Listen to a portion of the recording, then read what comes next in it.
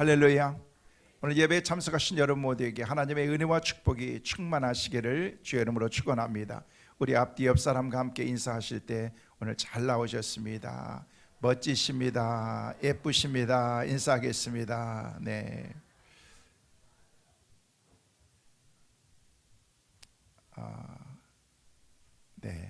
인사가 아주 길어지시네요. 오늘 주의 전에 나오신 여러분 모두에게 하나님의 크신 은혜가 오늘 모두에게 임하시는 복된 시간 되시기를 간절히 소망합니다. 인생에는 오르막이 있는가 하면은 인생의 내리막과 같은 그런 삶이 있기도 합니다. 오르막길을 우리가 살아간다는 것은 인생이 계속해서 업그레이드 돼가고 점점 나아지는 그런 삶을 우리에게 표현할 것입니다. 저 사람은 인생을 내리막의 길을 가는 것 같아 라고 그렇게 생각하는 사람이 있기도 합니다. 어떤 사람은 살아가며 있어서 계속해서 인생을 업그레이드 된 그런 점점 가면 갈수록 나아지는 오르막의 삶을 살아가게 되면 그런 사람이 있는가 하면은 어떤 사람은 가면 갈수록 계속해서 이제 내리막과 같은 그런 인생을 살아가는 사람이 있기도 하다는 것입니다. 오르막길은 기회를 얻어서 승리와 성공을 향해 나아가는 길을 말하고, 내리막길은 위기를 맞아서 패배와 실패로 치닫는 것을 말하는 것입니다. 그래서 인생을 잘 완주하기 위해서는요, 오르막길도 잘 걸어가야 되지만 때로는 내리막길도 우리가 우리의 인생을 지혜롭게 그 인생의 길을 살아갈 때 인생의 성공자가 될 수가 있는 것입니다.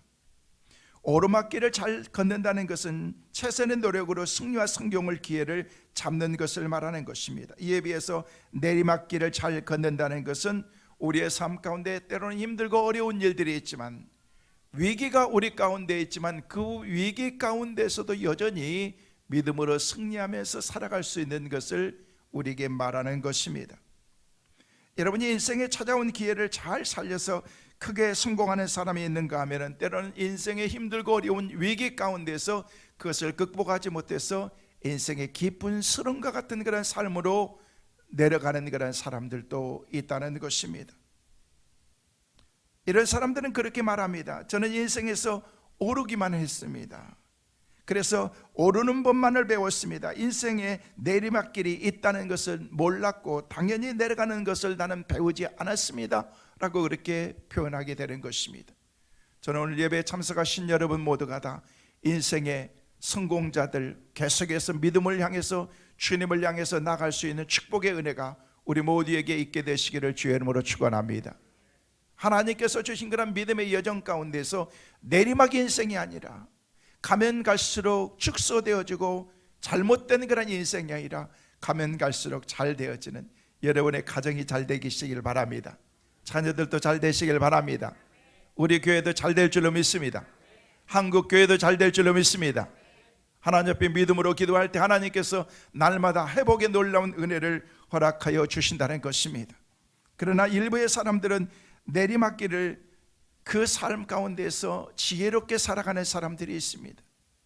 우리가 보기에는 저기서 회생할 수 있을까, 살아날 수 있을까라는 그런 생각이 드는데, 그런 사람들이 정말로 위기를 기회로 바꿔서 전화위복의 삶으로 살아가는 그런 사람들을 우리는 종종 보기도 한다는 것입니다. 예기치 않는 그런 인생의 위기를 우리가 만나게 될 때 우리는 그것을 어떻게 지혜롭게 대처하면서 살아갈 것인가, 이것이 우리 인생의 관건인 것입니다. 당나귀를 기르는 그 주인이 어느 날 갑자기 당나귀가 놀다가 그만 우물에 빠져버리고 말았습니다. 여러분, 좁은 우물에 당나귀가 빠졌는데 아무리 노력해도 그 덩치가 큰 당나귀를 도대체 거기서 끄집어낼 수 있는 방법이 없습니다. 그 당나귀는 내 가족과 같은 그런 동물로 생각하면서 그렇게 지내왔던 그런 그 동물이었는데 그만 빠지고 말았던 것입니다. 이렇게 저렇게 생각하다가 결국 이 주인은 당나귀를 포기할 수밖에 없었습니다. 왜냐하면요, 당나귀가 나이를 너무 많이 먹어가지고 이제는 별 쓸모도 없고 그리고 우물도 오래전에 우물이 말라버렸기 때문에 우물도 별 쓸모가 없기 때문에 이번 기회에 잘 됐다 싶어서 당나귀도 빠지고 그랬으니까 그냥 흙으로 싹 묻어버리면은 한순간에 당나귀도 그냥 해결이 되고, 그리고 우물도 이렇게 파 있는 그런 쓰지도 않는 우물도 다 해결되겠다 싶어가지고 동네 사람들에게 요청해서 사람들이 와가지고 그곳에 막 삽으로 흙을 퍼가지고 그 당나귀가 묻혀있는 우물로 막 던지기 시작합니다. 한참을 던지다가 과연 궁금해가지고 어떻게 돼가고 있을까 생각했는데, 거기에 떨어져 있는 당나귀가 흙이 떨어지면 자기 몸을 막 털면서 다시금 일어나고, 그러면서 자기의 발로 자기의 그 떨어져 있는 그런 흙을 계속해서 밟고 있더라는 것입니다. 한참 안 하니까 왜 안 떨어지나 하면서 당나귀가 흙이 떨어지기를 기다리고 있더라는 것입니다. 계속해서 부었는데 한참 붙다 보니까 바닥 깊이 떨어져 있던 그런 그 당나귀가 평지에 위에까지 다 올라와 있더라는 것입니다. 여러분, 이 주인은 이미 다 알았을 것입니다. 우리의 인생을 살아가면서 때로는 그런 위기 가운데 있으면서 이게 끝이지, 이제는 더 이상 희생할 수 없지, 이제는 살 수 없지라는 그런 생각이 들 때가 얼마나 많습니까? 많은 사람들이 그 가운데서 내 삶을 포기해버리고 더 이상 뭔가를 희망을 갖지 않고 살아가는 그런 그 사람들은 절대 그 가운데서 일어날 수가 없는 것입니다. 영국에 문화했던 그런 존 밀턴은 영국의 시인이고 청교도 목사였습니다. 그러면서 그의 삶 가운데서 큰 꿈과 비전이 그에게 있었는데, 그에게 찾아온 것은 계속해서 자기를 낙심시키고 좌절시키는 그런 일들밖에 없었던 것입니다. 끝없이 밀려오는 그런 인생의 위기를 잘 극복해서 결국 그가 승리자가 되었는데, 승리의 그 자리까지 나가기까지는 쉽지가 않았다는 것입니다. 가정의 위기가 찾아왔습니다. 결혼의 위기도 찾아왔습니다. 자기 눈으로 자녀들이 자기 눈앞에서 죽는 그런 그 경험도 했습니다. 또 하고 있는 일에는 위기가 찾아왔습니다. 정치에도 뜻을 두고서 거기에 모든 정열을 쏟았지만 결국 그 꿈도 숲으로 돌아가고 말았던 것입니다. 건강에도 위기가 찾아왔습니다. 결국 나중에는 갑작스러운 그런 그 건강의 이상으로 통해서 자기의 눈이 한순간에 장님이 되어버려서 더 이상 볼 수 없는 그런 상황 가운데 그가 처하게 된 것입니다. 내 인생은 여기까지인가 보다, 내 인생은 여기서 내 삶의 모든 것을 포기해야 되나 보다 라고 그렇게 생각하는데, 그 가운데서 자기의 몸에 관절염까지 와서 더 이상 몸도 움직일 수 없을 만한 그런 인생의 가장 밑바닥의 자락으로 떨어지고 말았던 것입니다. 하지만 밀턴은 이런 위기를 잘 극복했던 것입니다. 그런 위기를 다가오면은 그 위기를 인생의 끝으로 여기지 않고 내게 하나님께서 주신 새로운 시작일 것이다 라는 그런 생각을 그가 마음속으로 갖게 된 것입니다. 특별히 눈을 읽고 난 다음에 그는 더 그랬던 것입니다. 결국 가장 힘들고 어려운 가운데에서 그가 하나님을 바라보는 가운데 하나님께서 그에게 기회를 주어서 유명한 대서사시인 신라곤을 그가 만들게 된 것입니다. 그래서 전 세계적으로 많은 사람들에게 영향을 끼치고 영감을 주는 그런 귀한 책이 그를 통해서 가장 인생의 밑바닥에서 가장 힘들고 어려운 가운데서 그것이 나오게 되었던 것입니다. 밀턴은 우리에게 귀담아 드려야 될 말을 그렇게 남겼습니다. 정말 비참한 일은 앞을 못 보게 된 것이 아니라 앞을 못 보는 환경을 이겨낼 수 없다라고 그렇게 말하면서 그대로 주저앉는 것이 가장 비참한 것이다. 내 삶을 포기하는 것이 그것은 인생의 실패자다라고 그렇게 말했다는 것입니다. 그 누구도 일어설 수 없을 것 같은 그런 상황 가운데, 그 누구도 그 가운데에서 가장 힘들고 어려운 삶이라고 그렇게 생각했던 그 삶 가운데에서 그는 다시금 일어나서 하나님의 놀라운 회복의 은혜를 갖게 되었다는 것입니다. 오늘 예배하고 있는 사랑하는 성도 여러분, 그리고 말씀을 통해서, 영상을 통해서 이 말씀을 듣고 있는 여러분 모두가 어떤 상황과 환경 가운데 있다고 할지라도 주님을 바라보시면서 다시금 일어나는 은혜가 있게 되시기를 주의 이름으로 축원합니다. 주님을 바라보면서 우리가 주님을 바라볼 때 주님께서 우리 가운데 때로는 힘들고 어려운 그런 일들이 있을 수도 있다는 것입니다. 그러나 우리가 포기하지 않는 한, 하나님께서 나와 함께 하시고 나를 도와주실 것이라고 하는 그런 그 믿음이 있는 한 그 사람은 절대 쓰러질 수가 없는 것입니다. 따라하겠습니다. 하나님은 내 편입니다. 믿으시면 아멘. 하나님은 내 편인 거예요. 하나님께서 나와 함께한다. 이게 얼마나 든든하고, 그렇구나, 사랑하는 남편은 나와 함께하지 않을지 몰라도, 아내도 나와 함께하지 않고, 내 자녀들도 멀리 떨어져서 나와 같이 하지 않는 것 같은 그런 느낌이 든다고 할지라도 염려할 필요가 없습니다. 하나님이 내 편이 되어주시고 하나님이 나를 도와주신다라고 그렇게 말씀하셨기 때문일 것입니다. 우리가 인생을 살아가면서 우리가 이렇게 인생에 살다 보면 뜻하지 않는 그런 위기들을 만날 수도 있는 거예요. 위기가 찾아왔을 때 우리들은 보통 두 가지의 반응을 보이는 거예요. 하나는 위기 앞에 주저앉는 사람이 있습니다.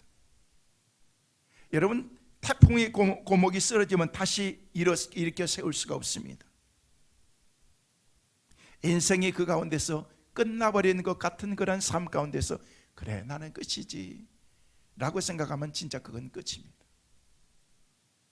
또 하나의 사람들은요, 오히려 위기를 하나님께서 새로운 그런 삶의 기회로 생각하면서 그 가운데서 내가 뭔가 새롭게 도전하는 것입니다. 한 분이 그러시더라고. 목사님, 자기 다 망했대. 너무 당당하게, 자랑도 아닌데 자랑 삼아 그렇게 얘기를 하더라고.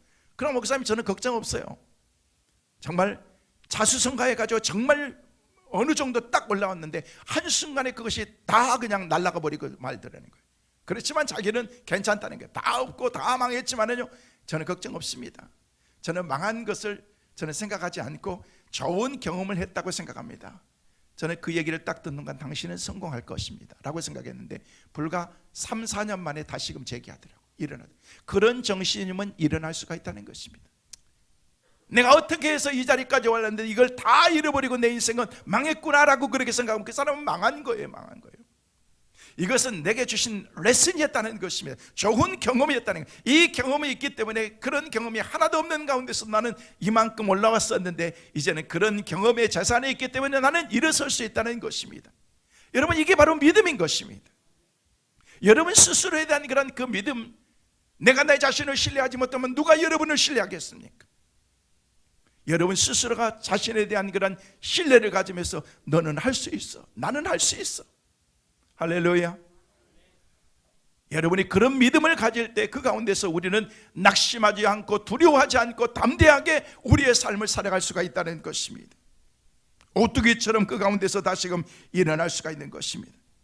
인생을 살다 보면 때로는 우리에게 위기가 찾아오기도 합니다. 사업의 위기, 가정적인 위기, 경제적인 위기, 부부와의 갈등의 문제의 위기, 자녀들이 어떤 그런 위기, 이런 일들이 우리 가운데 찾아오기도 한다는 것입니다. 그런데 그런 힘들고 어려운 일들이 당하게 되면 제일 먼저 여러분 마음속에 드는 생각이 뭔지 아세요?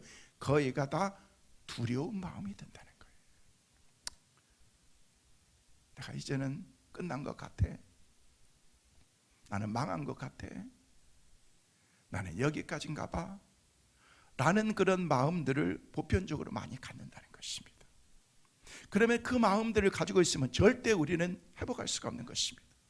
오늘 예배하고 있는 사랑하는 성도들이 여러분 마음속에 두려운 마음, 근심과 염려가 있으면 오늘 말씀을 듣는 가운데 회복되어지고 그 두려운 마음이 다 사라지고 여러분 마음속에 담대하게 나도 할 수 있다는 그런 그 믿음을 가지고 이 자리를 떠나는 여러분 꼭 되시기를 주의 이름으로 축원합니다. 하나님을 기도하세요. 하나님, 내 마음속에 염려, 근심이 있고 이런 마음이 두렵습니다. 때로는 무섭습니다. 그런데 그런 것들을 여러분이 극복하지 않으면 절대 성공자가 될 수가 없다는 거예요. 그렇다면 이런 두려움을 우리가 어떻게 극복할 것인가? 여러분, 이런 두려움을요 바꿔야 되는 거예요. 스릴로 바꿔야 돼요. 스릴 넘치는 삶으로 바꿔야 된다는 거예요. 여러분, 번지 점프 하는 거 보셨습니까? 번지 점프 혹시 해보셨습니까? 그냥 엄청나게 큰 절벽과 같은 곳으로 줄 하나 몸 묶어가지고 점프를 그냥 팍 하게 되는데 저도 저 점프를 꼭 한번 해보고 싶은데 겁나서 못하겠어요. 아니, 전 심장이 안 좋잖아요. 그래서 이게 하는 거에 좀 두려운데 우리 성도들이 해보셨을 거예요. 우리 아들은 못 해봤는데 우리 딸은 해봤더라고 보니까. 그래서 자기는 너무너무 그냥 스릴이 있대. 어렸을 때부터 우리 아드님께서는 뭐 타면요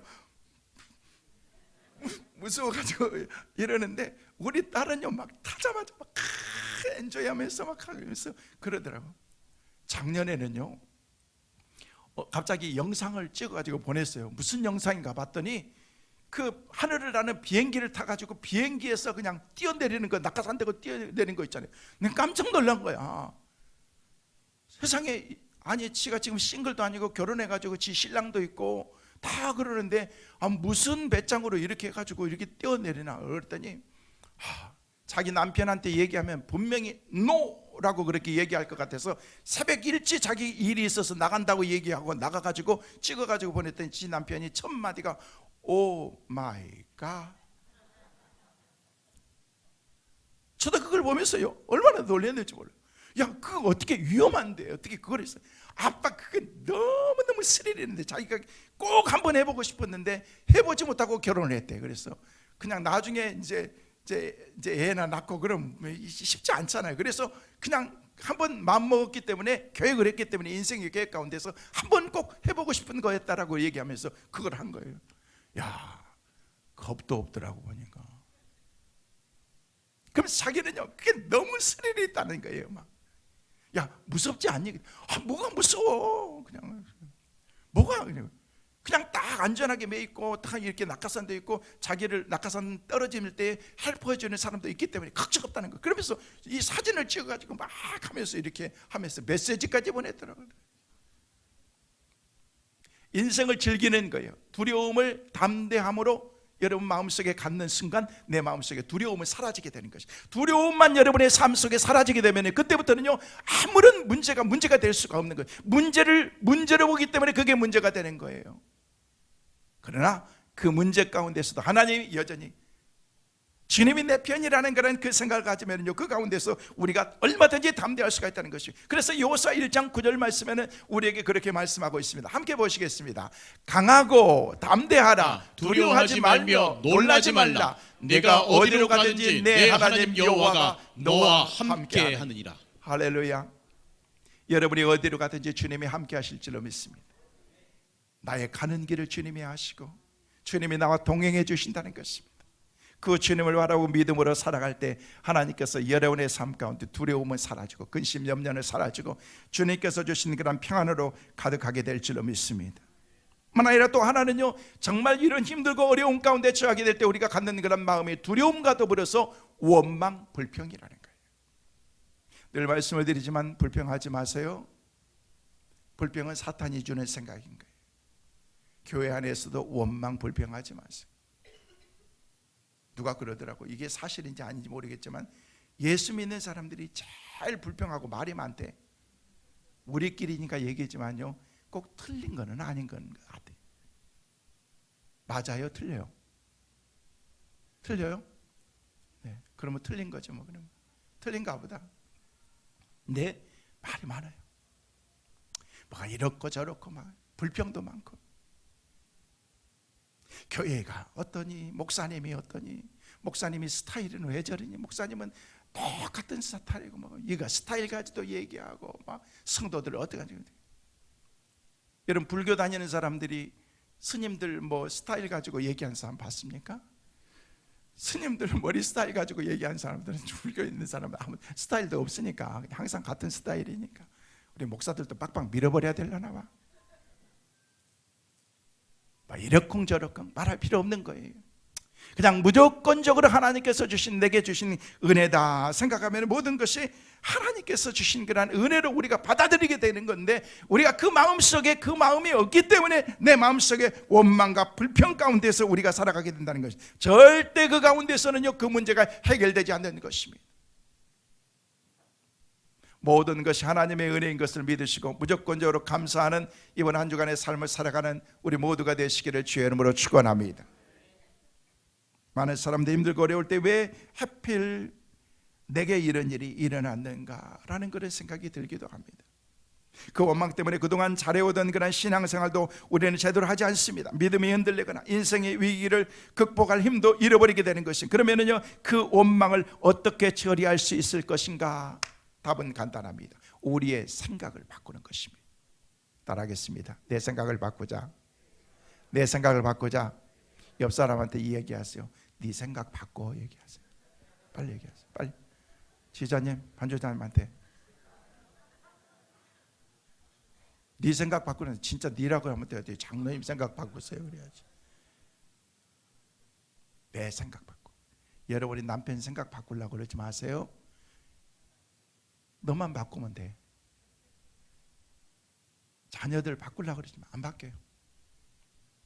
지가 부모 되면요, 지가 알아서 다 바꿔. 자녀들 보면서 야, 내 모습이 저 모습이었구나. 우리 엄마 아빠가 얼마나 힘들었을까. 나중에 100번 지금 얘기해봐야 몰라요.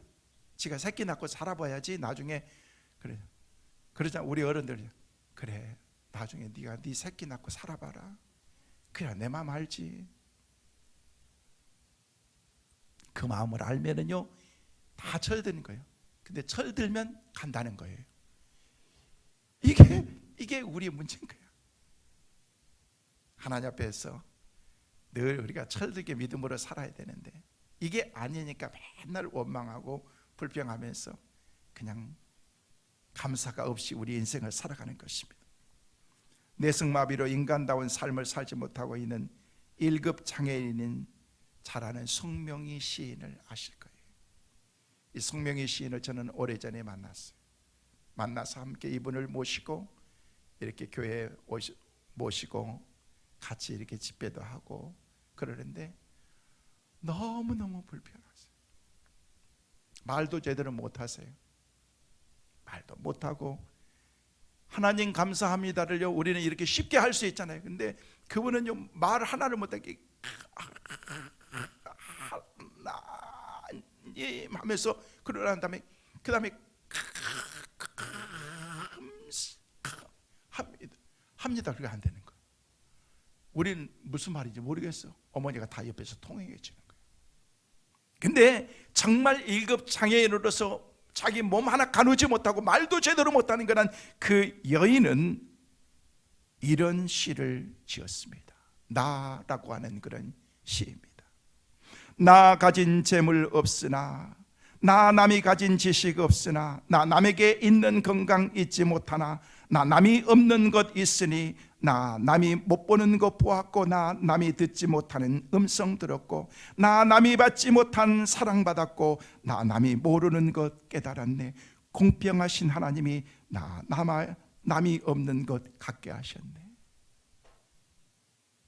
이걸 우리가 찬양으로 불렀죠. 나 남이 가진 재물 없어. 그러면서 그는 그렇게 얘기하면서 우리 하나님에 대해서 그렇게 고백하는 거예요. 우리 하나님은 공평하신 하나님이라. 아니 어떻게 하나님이 공평하세요? 공평하시면 내 몸을 이렇게 만들어요? 공평하시면 내 인생을 이렇게 망가지도록 하나님께서 놔두실까요? 아닌 것 같은데. 그런데 그 여인은 하나님에 대해서 은혜를 생각하면서 우리 하나님은 공평하신 하나님은 나 남이 없는 거 갖게 하셨네. 너무 멋있잖아요 여러분. 저는 그 여인의 간증을 들으면서 저희 교회 모셔가지고 이렇게 하면서 그런 걸 보면서 너무 멋있다.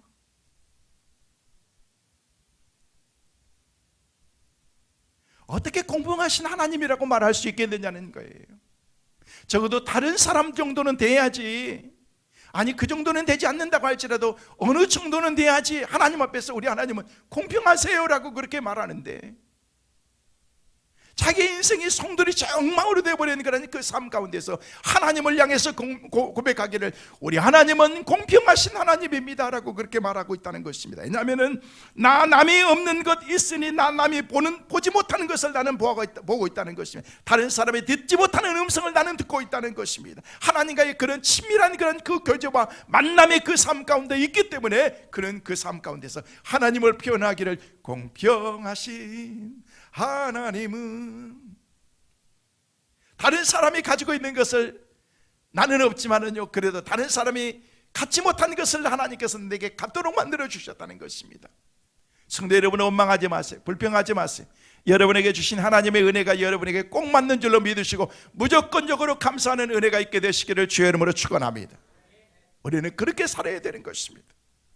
오늘 본문에 나와 있는 9장, 요한복음 9장에 등장하는 날 때부터 맹인이었던 이 사람도 인생의 위기를 축복으로 바꾼 사람 아니겠습니까? 날 때부터 맹인 되었던 사람이 불쌍히 여기신 우리 예수님께서 땅에 흙을 집어가지고 이겨가지고 거기다 침을 뱉어가지고 이겨가지고 그리고 난 다음에 눈을 싹 바르고 난 다음에 야 실로암 못에 가서 씻어. 끝. 뭐요? 주님이 만났으면 주님이 좀 새롭게 좀 뭔가를 그냥 막 안수기들 막 머리를 막 머리에 막 불나도록 눌러가면서 그냥 막 팍팍 해가지고 막 그렇게 했어야 되는데 그냥 흥리기가 더럽게 침패 뱉어가지고 야야 가서 씻어. 아니 이 사람이 어떻게 가요 지금? 눈도 못 보는데 그냥 물었을 거예요. 실로암 어디로 가는 거예요? 실로암? 저기 오른쪽으로 가다가 한 100m 가면은 그냥 그 길이 있는데 왼쪽으로 가가지고 그리고 난 다음에 또 한 50m 가면은 오른쪽으로 돌아야 되는데 그 가운데서 잘 가야 돼. 거기서 잘못 들어가면 왼쪽으로 가기 때문에 하면서 다 듣고 난 다음에 계속해서 물었을 거예요. 실로암 여보 어디가 바로 앞이야. 지금 몇 발짝만 더 가야 돼요. 그래서 갔어요. 가고 난 다음에 쫙 물속에 들어가가지고 그냥 진흙으로 이겼던 더러운 흙을 눈에 발랐던 그 가운데서 씻어내는 순간 보이지 않았던 것들이 보이기 시작합니다. 믿음으로 순종하면 보이게 될 줄로 믿습니다. 그 순종의 자리까지 나가시기를 주의 이름으로 축원합니다. 그렇게 살아가다 보면 하나님께서 놀라운 그런 하나님의 역사를 베풀어 주시는데 이 문제의 모든 답은 주님에게 있었다는 것입니다. 여러분이 주님을 만나시길 바랍니다. 오늘 이 시간 주님 앞에 나온 여러분이 하나님의 말씀을 통해서 날마다 주님을 만나고 주님의 은혜의 자리에 나가기만 하면 하나님께서 보게 만들어 주시고 문제를 해결해 주시고 맡겼던 것들은 열려주실 줄로 믿습니다. 여러분의 삶 가운데 날마다 이런 기적의 역사들이 여러분의 입술을 통해서 간증되어지는 축복의 은혜가 있게 되시기를 주의 이름으로 축원합니다. 우리가 그렇게 살아가는 거예요. 여러분 별볼 품었었던 그런 주님의 제자들은 고기를 낚는 그런 업에서 사람 낚는 업으로 바꿨습니다. 우리 주님의 제자들이 주님을 만남과 동시에 그들의 인생이 송두리째 바뀌었던 것입니다. 저 인생도 돌이켜보면 하나님을 만나면서 이만큼 저를 하나님께서 만들어주신 거예요. 제가 하나님 안 만났으면요 그냥 담배 피고 술 마시고 그냥 나쁜 짓은 혼자 다 하고 살았을지도 몰라요. 하나님께서 그래도 이만큼 만들어 가신 것은 제가 딱 보니까 여러분 주님의 은혜로 은혜 받고 여러분 이 정도 되는 것 같아요. 할렐루야. 우리 안홍덕 장로님 양복 다 입고 지금 있지만 과거에 내가 비리 다 알고 있어요. 술 먹고 권사님도 그냥 때렸다고 내가 들었어. 회개하시라고 보니까 지금은 장로님이 돼가지고 장로님 얼굴만 봐도 은혜스럽잖아요. 성도들이 그런 거예요. 나한테 장로님을 닮았대요. 그래서 장로님 저는 기분이 나쁘지 않았어요. 우리 장로님이 나 닮은 것 같은데. 근데 하여튼 그 얼굴을 보면서 장로님 얼굴을 보면 옆에 나나잖아요. 옛날에 과거에 어떻게 저분이 저렇게 술 퍼마시고 그렇게 다니셨을까?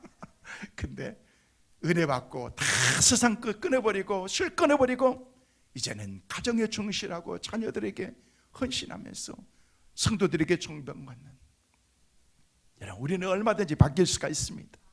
포기하지 마시고 주님 앞에 우리가 믿음으로 살아가기만 하면 우리의 삶을 예수 안에서 날마다 바꿔주실 줄로 믿습니다.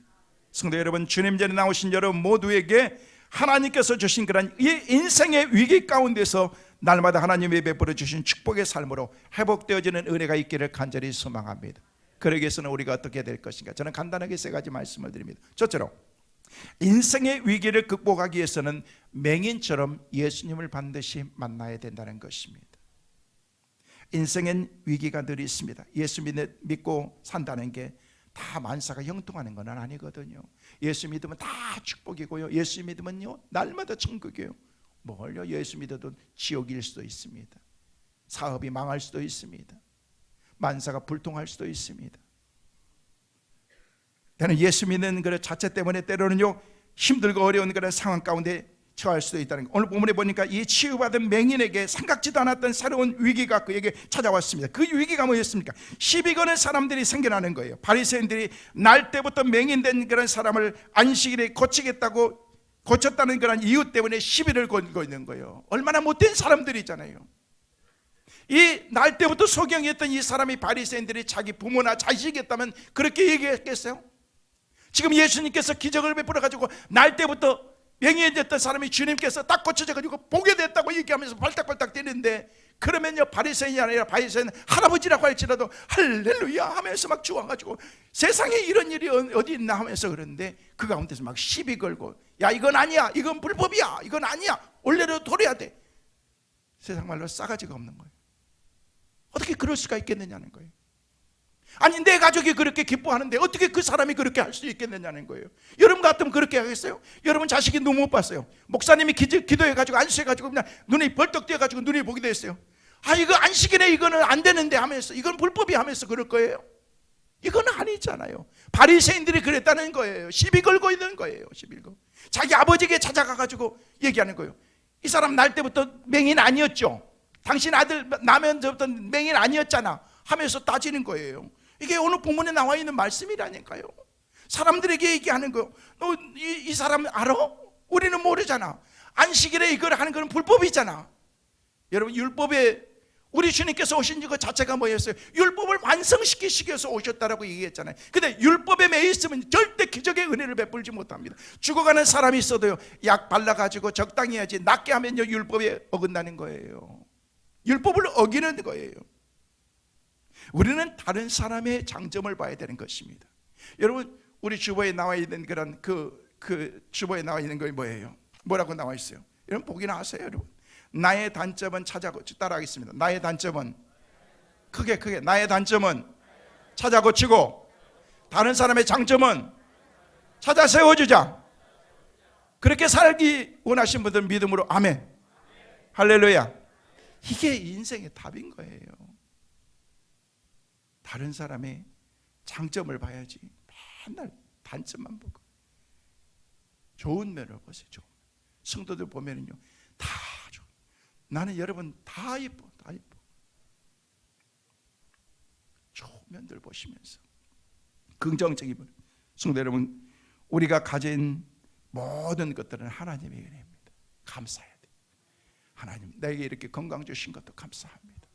우리 성도들 가운데 지금 병원에 계시고 요양원에 계시고 또 암투병 가운데 계시고 교회에 오고 싶지만 오지 못하는 그런 환경 가운데 있는, 그래도 내게 이렇게 건강 주셔서 주님 앞에 나와서 예배할 수 있다는 것 자체가 하나님의 은혜인 줄 믿으시기 바랍니다. 할렐루야. 두 번째로 인생의 위기를 극복하기 위해서는 시험을 이겨야 됩니다. 시험. 저는 이것이 예수님을 바로 믿으려는 사람들이 반드시 이겨내야 되는 사탄의 시험이라고 저는 생각합니다. 사탄은요 사람 가리지 않습니다. 예수님께서 40일 동안 금식하면서 그냥 성령 충만해가지고 나와 있는 그 가운데서 사탄이 예수님에게 찾아와서 시험하지 않습니까? 성전에서 뛰어내려봐, 뭐 별 얘기를 나한테 전해봐, 그럼 세상 먹는 거 다 줄게. 아 누군데 가지고 지가 가지고 그러는 거야. 여러분이라고 간다올 것 같아요? 사탄은 끊임없이 여러분 마음속에 불편하게 만들고 불만 갖게 만들고 원망하게 만들고, 다 사탄이야. 성령이 우리 가운데 찾아오시면 여러분 마음속에 평안으로 함께 하신 거예요. 주님의 은혜로 여러분의 삶이 기쁨이 막 넘치는 거예요. 저는 오늘 예배하면서 여러분의 마음속에 기쁨이 넘쳐지는 은혜가 있기를 바랍니다. 한 주간 불편했다고 할지라도 교회 와서 예배 드리고 딱 나갈 때는요 그냥 가뿐하게 막 그냥 하늘을 구름을 막 나르는 것처럼 그렇게 기쁨으로 날아가야 되는 것입니다. 오늘 보면 15절 말씀에 뭐라고 얘기하고 있는 줄 아십니까? 같이 한번 보실까요? 같이 보십니다. 그러므로 바리새인들도 그가 어떻게 보게 되었는지를 물으니 이르되 그 사람의 진흙을 내 눈에 바르매 내가 씻고 보나이다 하니. 17절 말씀 같이 보십니다. 17절 이에 맹인되었던 자에게 다시 묻되 이 사람이 내 눈을 뜨게 하였으니 너는 그를 어떠한 사람이라 하느냐? 대답하되 선지자이다. 24절 25절도 같이 보십니다. 시작. 이에 그들이 맹인이었던 사람을 두 번째 불러 이르되 너는 하나님께 영광을 돌리라. 우리는 이 사람이 죄인인 줄 아노라. 대답하되 그가 죄인인지 내가 알지 못하나 한 가지 아는 것은 내가 맹인으로 있다가 지금 보는 그것이니이다. 자 보세요. 이 말씀 보니까 바리새인들이 와가지고 막 찝쩍거리면서 야 너 그거 잘못된 거야. 눈 뜬 거 그걸 이게 말이 돼요? 이게 말이야 소리야? 응? 그러면서 얘기를 하는 거예요. 그랬을 때 이 사람이 얘기를 하는 거예요. 바리새인들이 얘기했을 때 내게 이렇게 고쳐주신 분은 나는 잘 모르지만은요 어찌됐든 간에 그분이 나를 고쳐줬다. 하나님이 나를 고쳐주셨다는 것입니다. 우리의 문제를 고쳐주실 분은 하나님이십니다. 그 하나님만 바라보고 주님 앞에 나가기만 하면 누가 뭐라고 한다고, 바리새인들이 뭐라고 얘기한다고 할지라도, 주위 사람들이 여러분이 뭐라고 한다고 할지라도 여러분 흔들리지 마세요. 신앙의 뿌리가 없이 믿음 없이 살아가니까 맨날 흔드는 거예요. 그냥 나무 위에 올려놓고 막 흔들죠.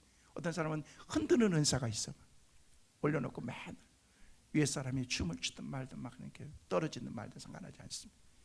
그러면 여러분 절대 하나님이 기뻐하시지 않습니다. 흔들리면요 꼭 잡아줘야 돼요.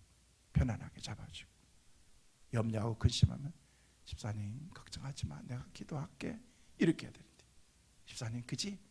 세상 사는 거 다 그래, 나도 옛날에 다 그랬어. 그걸 이루라고 또 그렇게 하고 있네.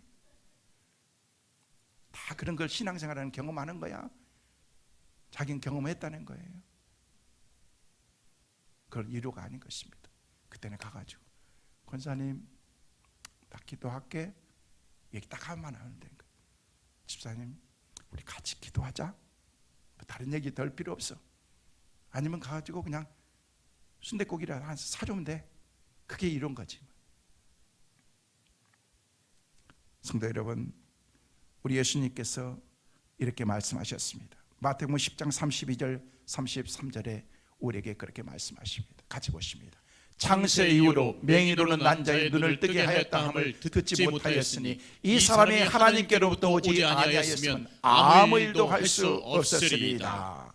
마가복음 8장 38절 말씀에도 우리에게 그렇게 말씀하십니다. 같이 한번 보실까요? 마가복음 8장 38절, 누구든지 이 음란하고 죄 많은 세대에서 나와 내 말을 부끄러워하면 인자도 아버지의 영광으로 거룩한 천사들과 함께 올 때에 그 사람을 부끄러워하리라. 자, 이 말씀 보니까 나를 부인하면 나도 너 부인할 거야. 나를 부끄러워하면 나도 너를 부끄러워할 거야. 주님이 우리에게 말씀하신 거예요. 저는 저와 여러분 모두에게 주님이 자랑이 되시길 바랍니다. 주님 때문에 살만 나요. 주님 때문에 기뻐요.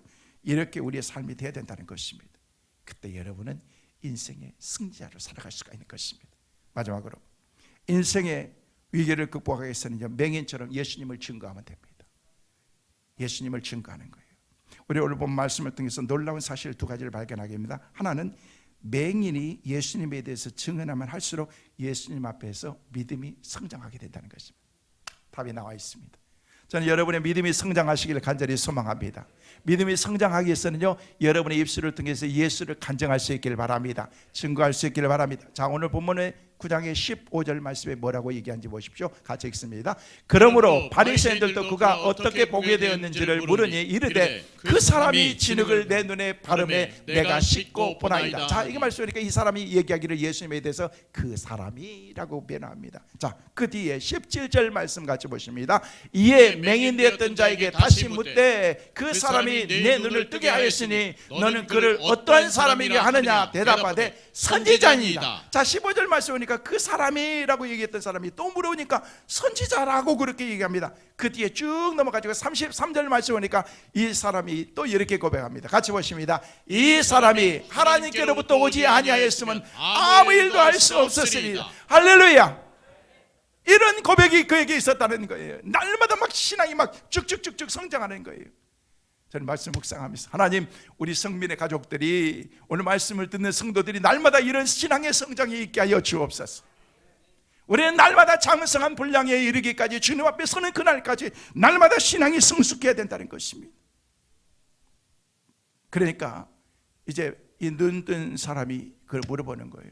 27절 말씀에 하도 물어보고 그러니까 당신들도 그 제자가 되길, 당신들도 예수님의 제자가 되기를 원하십니까? 물으면 관심이니까, 관심 있으니까 관심이 있는 척 했겠죠. 믿음 있는 척 했겠죠. 아닌 척 했겠죠. 그러니까 명인은 예수님 잘 모릅니다. 눈만 떴을 뿐이지. 뭐 선생님, 선지자 하나님이 하셨다라고 그렇게 고백했지만 그게 무슨 믿음이 있겠어요? 바닥인 거지. 이제 알아가는 상황 가운데 있는데, 그러니까 하도 관심 가니까 당신들도 그분 믿을 거예요? 라고 그렇게 물어보는 거예요. 그랬을 때 30절 31절 말씀에 우리에게 그렇게 말씀하십니다. 같이 보십니다. 그 사람이 대답하여 이르되 이상하다. 이 사람이 내 눈을 뜨게 하였으되 당신들은 그가 어디서 왔는지 알지 못하는도다. 하나님이 죄인의 말을 듣지 아니하시고 경건하며 그의 뜻대로 행하는 자의 말을 들으시는 줄 우리는 아나이다. 놀라운 고백이잖아요. 비굴하게 거짓 증언하는 것보다 내가 유태인으로 살다가 유태인으로서의 출교당하는 일이 있어도 나는 예수님을 증거하겠다는 것입니다. 다니엘가서의 증거 사드락 메삭과 아벳느고는요, 내 목숨을 내놓고 내가 죽으면 죽겠다라고 하는 그런 신앙을 결단으로 왕이 명령한 것까지도 하나님 앞에 믿음을 지키면서 끝까지 나갔을 때 하나님께서 그를 살려주신 거예요. 여러분, 이런 믿음이 우리에게 있어야 된다는 것입니다. 이런 믿음을 우리가 가지고 살아갈 때 하나님께서 우리 가운데 큰 은혜를 주신 것입니다. 그런데 이런 믿음을 갖기 위해서는요, 우리가 어떻게 해야 돼요? 서로가 서로를 격려해야 돼요. 공동체 안에서 믿음의 공동체를 우리가 만들어 나가야 되는 것입니다. 서로를 위로하고 격려하고. 에베소서 4장 2절 3절 말씀에 보면은 우리에게 이렇게 말씀하십니다. 같이 보십니다. 모든 겸손과 온유로 하고 오래 참음으로 사랑 가운데 서로 용납하고 평안에 매는 줄로 성령이 하나 되게 하신 것을 힘써 지키라. 할렐루야. 하나님은 이미 우리로 하여금 하나 되게 하신 줄로 믿습니다. 하나 되게 하신 것을 지켜 행해야 된다는 것입니다. 믿음으로 순종하고 말씀으로 따라가야 된다는 것. 하나 되기 위해서는 우리가 어떻게 될 것인가? 서로를 인정해 줘요. 서로를 존중하고 서로를 용납하고 서로 소통하고, 그리고 모여서 아름다운 사랑의 공동체로 우리가 나눌 때에 아름답게 행복하게 우리가 살아갈 수가 있는 것입니다. 성도 여러분, 인생을 살아갈 때 때로는 위기를 만날 수 있습니다. 그 인생을 잘 극복해야 인생의 승리자가 될 수가 있는 거예요. 우리가 인생을 살아갈 때 위기를 맞아야 될 때 때로는 가족들이 있고 사랑하는 사람들이 있고, 그리고 누군가가 내 옆에 있어줄 때 그 가운데 힘이 되는 거예요. 그래, 다시 해야지. 장로님이 나와 함께 하는데, 우리 권사님이 나와 같이 있는데, 사랑하는 사람들이 내 여기. 돌이켜보면은요, 저는 어렸을 때부터 크게 그렇게 고생은 안 하고 살았던 것 같아요. 믿음의 길을 가면서 주의 종의 길을 가는데 하나님께서 놀랍게 하나님께서 저를 훈련시키시더라고요. 때로는 감당할 수 없을 만큼 힘들고 어려운 그런 가정 가운데서 그냥 여기까지만 하고 싶다라는 그런 생각이 들 때도 있었습니다. 그때마다 하나님께서 나와 함께 해주고 성도들이 같이 해주고, 우리 교회에 부임해서 지금까지 오면서도 힘들고 어려울 때마다 성도들이 같이 기도해주고 격려해주고, 우리 장로님들이 늘 같이 하면서 그런 격려로 오늘의 제가 있게 된 것입니다. 돌이켜보면 모든 것이 다 하나님의 은혜였던 것 같습니다. 누군가가 나와 함께 한다는 그 축복입니다. 지난 주일 오후부터 수요일까지 부흥회를 하고, 목요일 날 우리 교단 부흥사의 총회가 50주년, 올해는 특별한 희년의 그 총회를 맞이하면서 제가 거기서 한 해 동안 이렇게 섬기는 그런 은혜를 하나님이 제게 주셨습니다. 그리고 지난 금요일에는 중앙신학교 이사장으로 제가 취임을 하게 되었습니다. 어깨가 무겁습니다. 여러분들이 많이 기도해 주셔서 그냥 이름만 가지고 있는 그런 것이 아니라 사명 잘 감당할 수 있도록 위해서 많이 기도해 주세요. 그리고 많이 여러분이 축복해 주세요. 목사님 교회나 열심히 하지 뭘 밖으로 그렇게 그냥 싸다지고 막 그러냐고 그렇게 하시지 마시고, 그냥 교회도 열심히 하고 있거든요. 우리 교회 잘 될 것입니다. 취임식 때 와서 우리 지방의 목사님들 지방회장이랑 와가지고 그런 얘기 하시더라고요. 목사님이 이렇게 취임한 거 우리 지방의 위상이 높아가는 것 같아요. 여러분 꼭 남의 교회 얘기한 것 같아가지고 아멘도 안 하는 것 같아요. 다시 목사님이 이렇게 이사장으로 취임하는 게 우리 지방의 위상이 높아가는 것 같아요. 그렇게 처음부터 나와야지. 이렇게 그런 얘기 하시더라고요. 그러면서 성민교회는 축복받았어요 라고 얘기하더라고요.